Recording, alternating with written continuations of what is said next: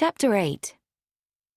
As he entered the library, Mr. Wimborne looked past Inspector Bacon, whom he had already met, to the fair-haired, good-looking man behind him.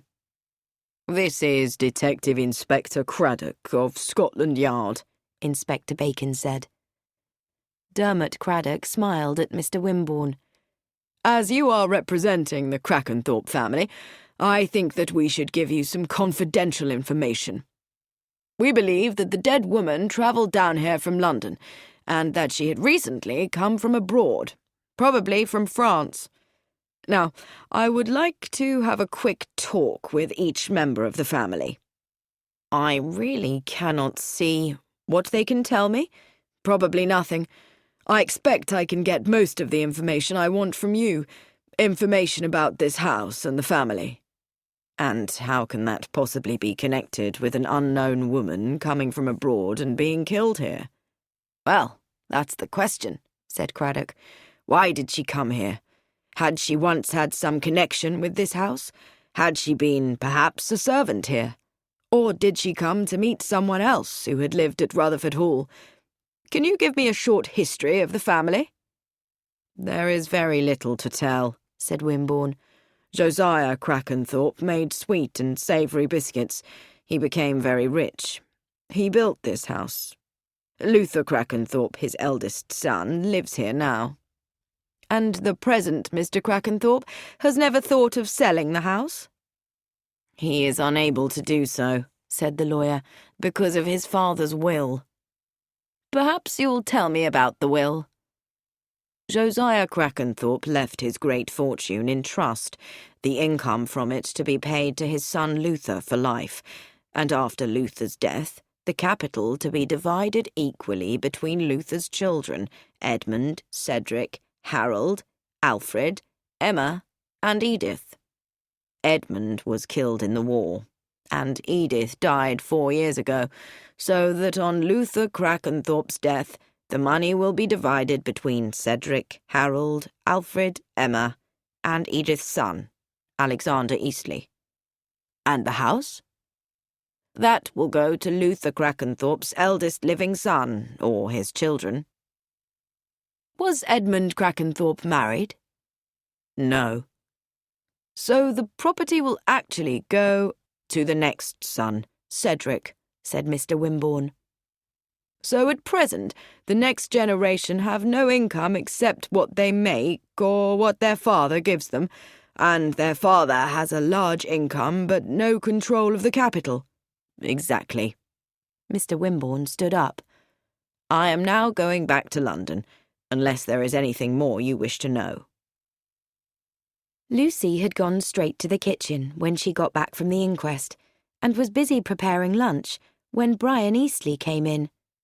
"Can I help in any way?" he asked. Lucy gave him a quick look. Brian had arrived alone at the inquest in his small MG sports car, and she had not had much time to study him. She now saw a friendly-looking man, about 30 years old, with fair hair and blue eyes.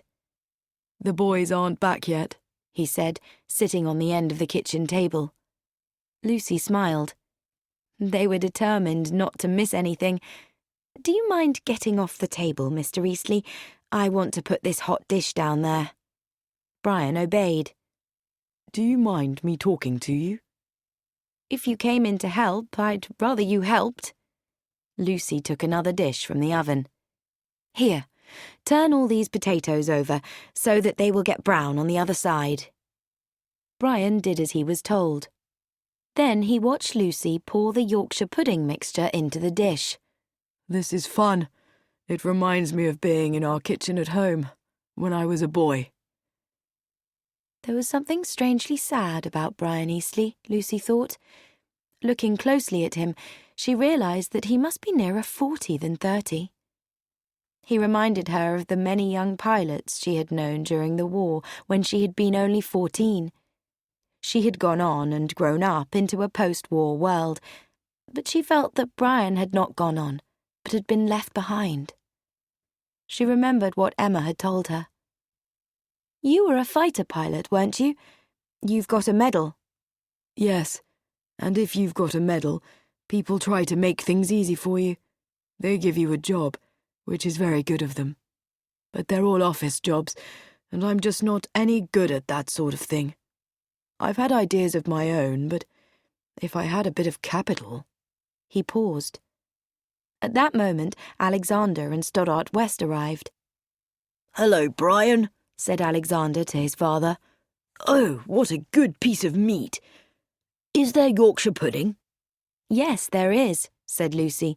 "She's an excellent cook." Alexander spoke to Brian like a kindly father to his son.